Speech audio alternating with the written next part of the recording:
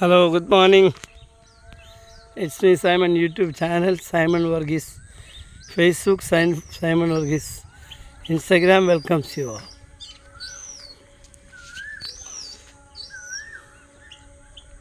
എങ്ങനെയുണ്ട് നമ്മുടെ കേരളം? ഒരു ശകലം ബോറായിട്ട് തോന്നുന്നുണ്ടല്ലേ?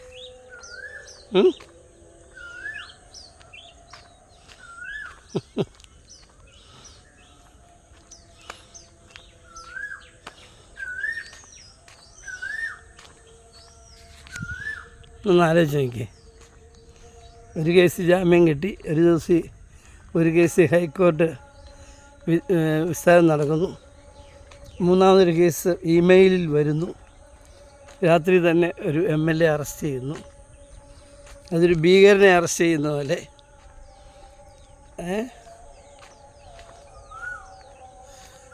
ഒരു കൊച്ചു പയ്യനെ പിടിച്ച് നമ്മൾ MLA ആക്കി. അവൻ മിടുക്കനാണ്. അവൻ്റെ ശാലം കുസൃതിത്തരമൊക്കെ നമ്മൾ കണ്ടുകൊണ്ട് തന്നെയാണ് അവനെ MLA ആക്കിയതല്ലേ.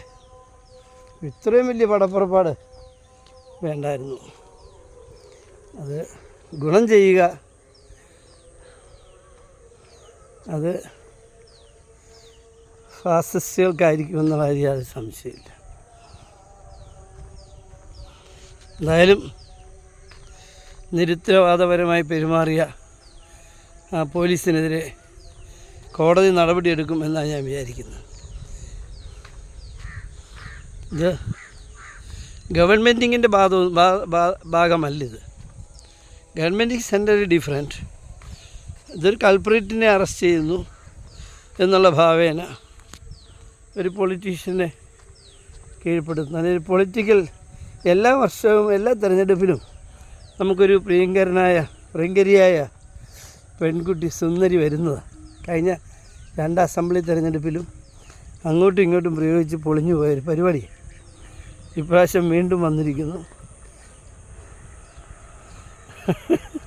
ഒരു ചക്ക ഇട്ടപ്പോൾ മുയൽ എത്തുന്നത് വെച്ച് എപ്പോഴും ചക്ക ഇട്ടാൽ മുയൽ ചാകുകയല്ലേ. എന്തായാലും നമുക്ക് മലയാളികൾക്ക് ആകമാനം നാണക്കേടുണ്ടാക്കുന്നൊരു വിഷയമാണ്. ഇത് ലോകം മുഴുവൻ ചർച്ച ചെയ്യപ്പെടുന്നു. ഞാനിപ്പോൾ ഓർക്കുന്ന ക്ലിൻ്റൻ്റെ ഒരു പഴയ കേസാണ്. ആ കേസ് അവസാനിച്ചെങ്ങനെ നമുക്കറിയാം അല്ലേ. എന്തായാലും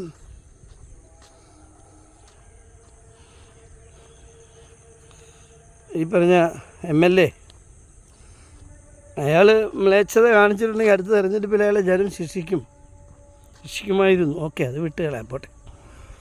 നമ്മളെ സംബന്ധിച്ചിടത്തോളം എന്തുകൊണ്ടും വളരെ ശ്ലാഘനീയമായ ഒരു ഗവൺമെൻറ്റിങ്ങാണ് ഇവിടെ ഉള്ളത്. 10 വർഷമാകുമ്പം അവർ പ്രോഗ്രസ് റിപ്പോർട്ടൊക്കെ സമർപ്പിച്ച് ഭംഗിയായിട്ട് മുന്നോട്ട് വരും. എനിക്ക് പറയാനുള്ളത്, മറ്റ് പ്രതിപക്ഷ പാർട്ടികൾക്ക് കുശുമ്പും കുന്നായ്മയും വർഗീയതയും പറഞ്ഞ് ജയിക്കാമെന്ന് വിചാരിച്ചാൽ നടക്കുകയില്ല. You must prepare a fantastic election പത്രിക, ഒരു പ്ലാൻ ഉണ്ടാക്കുക, ജനങ്ങളുടെ മുമ്പിൽ വെക്കുക. ഞങ്ങൾ ജയിച്ചു വന്നാൽ ഞങ്ങൾ എന്തൊക്കെ ചെയ്യും 5 വർഷം കൊണ്ട്. അത് അങ്ങനെ ചെയ്ത് അത് പാലിക്കാൻ ഞങ്ങൾ പ്രോഗ്രസ് കാർഡ് മുൻ ഗവൺമെൻറ് ചെയ്തതുപോലെ എവരി ഇയർ ഞങ്ങൾ പ്രോഗ്രസ് കാർഡ് ഇറക്കും, അത് നിങ്ങളുടെ മുമ്പിൽ വരും എന്ന് പറഞ്ഞ് ബോധ്യപ്പെടുത്തിക്കൊണ്ടല്ലാതെ കേരളത്തിൽ നിന്ന് ആരും ജയിക്കാമെന്ന് വിചാരിക്കുന്നുണ്ടെങ്കിൽ അത് മണ്ടത്തര. പഞ്ചായത്ത് തിരഞ്ഞെടുപ്പ് നമുക്കറിയാം. അത് നമ്മുടെ ഓരോരുത്തരുടെ ബന്ധുക്കളും അനിയനും അമ്മാച്ചനും ഒക്കെ നിൽക്കുമ്പോൾ നമ്മൾ കുടുംബക്കാരോട് വോട്ട് ചെയ്യാറുണ്ട്, നമുക്കറിയാം. പക്ഷെ അസംബ്ലിയിലും പാർലമെൻറ്റിലും വ്യത്യസ്തമാണ്. പാർലമെൻറ്റിൽ പോകുമ്പോൾ നമ്മൾ ഇന്ത്യയെ ഭരിക്കാൻ സാധ്യതയുള്ളവരെ ജയിപ്പിക്കും. അസംബ്ലിയിൽ നമ്മുടെ ഭരണകർത്താക്കളെ നമ്മൾ തിരഞ്ഞെടുക്കും അല്ലേ. അതുകൊണ്ട് ഒട്ടും വിമുഖത കാണിക്കാതെ കുത്തിയിരുന്ന് പഠിച്ച്, വേണ്ടി വന്നാൽ ഏജൻസികളെ ഏൽപ്പിച്ച് കേരളത്തിന് എന്താണ് ഇനി ആവശ്യമെന്ന് മനസ്സിലാക്കി ഒരു പ്രകടന പത്രിക ഇറക്കുകയും അത് നടപ്പാക്കി കാണിക്കുകയും ചെയ്തുകൊണ്ടല്ലാതെ ഇനി മുമ്പോട്ട് പോകാൻ കഴിയത്തില്ല. ഇടതുപക്ഷ ഇപ്പം നിലവിലുള്ള ഗവൺമെൻറ് കഴിഞ്ഞ 10 വർഷവും പ്രോഗ്രസ് കാർഡ് ഇറക്കി. ഇപ്പം 9 വർഷം, 10ാം വർഷത്തെ തയ്യാറായിക്കൊണ്ടിരിക്കുന്നു. ഇനി 2 മാസമുള്ള ഇറങ്ങും. അപ്പം അത് കണ്ടുകൊണ്ട് പഠിച്ച് ആര് നല്ല ചെയ്താലും നല്ലതാണെന്ന് പറയാൻ നമുക്ക് കഴിയണം. ഞാൻ അങ്ങനെ പറയുന്ന ആളാണ്. അപ്പോൾ തന്നെ ഒരു തെറ്റ് ചെയ്തു എന്ന് കണ്ടപ്പോൾ ഞാൻ തെറ്റാന്ന് പറയുന്നുണ്ട്.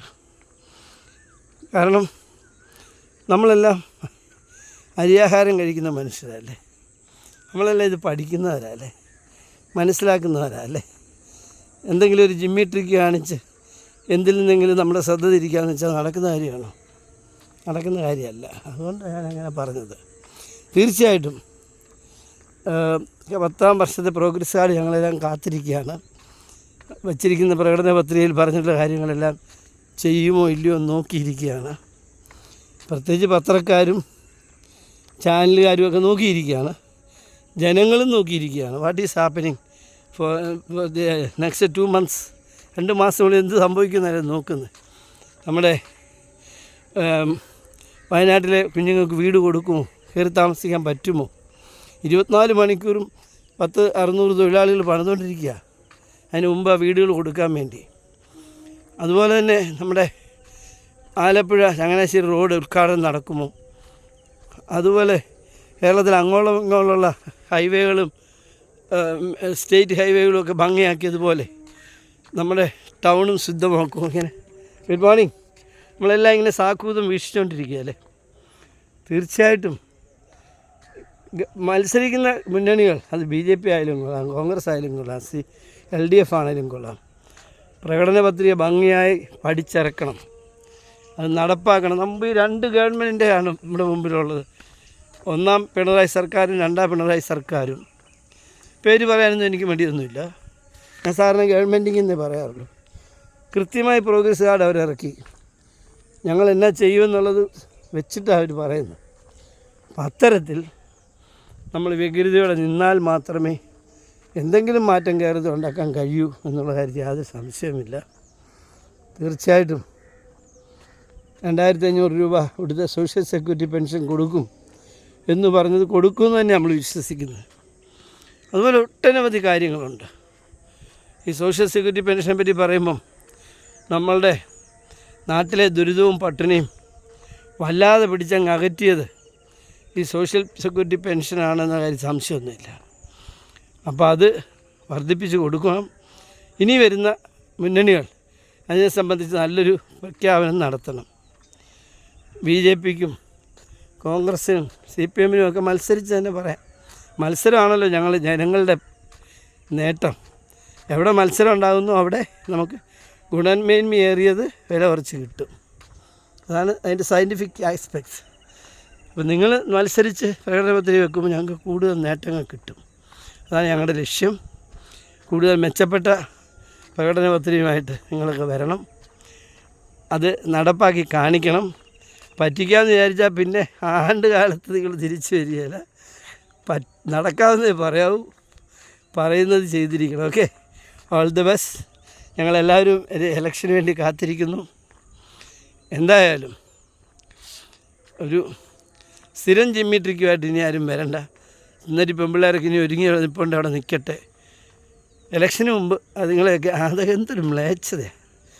അവരുടെ പ്രൈവസിയും തകർത്ത് കാര്യം 25-50 ലക്ഷമൊക്കെ അവർക്ക് കിട്ടുമായിരിക്കും. എന്നാലും അത് വേണ്ടെന്നേ, നമുക്കത് വേണ്ട. Okay, all the best. Have a fantastic positive day. Praise of God. Thank U.